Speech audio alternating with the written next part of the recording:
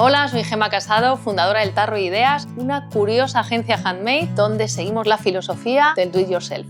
Comencé como economista y con el paso del tiempo me di cuenta que realmente mi vocación era trabajar con las manos. Estas han dado forma a proyectos para Cardú, 3M, Coca-Cola y Primark. El Tarro ha publicado 3 libros muy vinculados con el mundo del do-it-yourself con una de las 5 mayores editoriales del mundo y además puedes encontrar nuestro trabajo en el programa de televisión Decoración Creativa.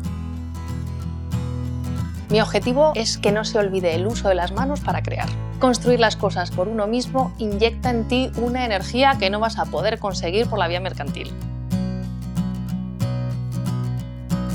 Es importante crear espacios con argumentos donde la buena energía fluye. Todos los elementos que aparecen en nuestro espacio de trabajo tienen su significado y simbología. Mi pasión es crear espacios únicos para lograr una influencia positiva en las personas que lo ocupan y ayudarles a descubrir que con sus manos pueden cambiar su mundo y hacerlos muchísimo más felices.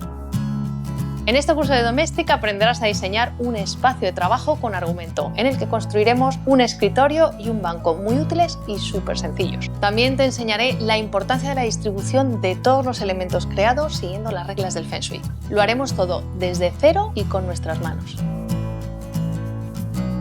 Para ello diseñaremos nuestro espacio, construiremos un wood board y después diseñaremos nuestro espacio sobre el papel. Construiremos nuestro escritorio, primero el cajón, luego las patas y después lo ensamblaremos todo. Veremos cómo construir un banco de almacenaje. Por último, veremos todos los detalles que van a personalizar al máximo nuestro espacio de trabajo. Con todo esto tendrás todo lo necesario para crear tu espacio de trabajo y disfrutar de un lugar donde te sientas en armonía.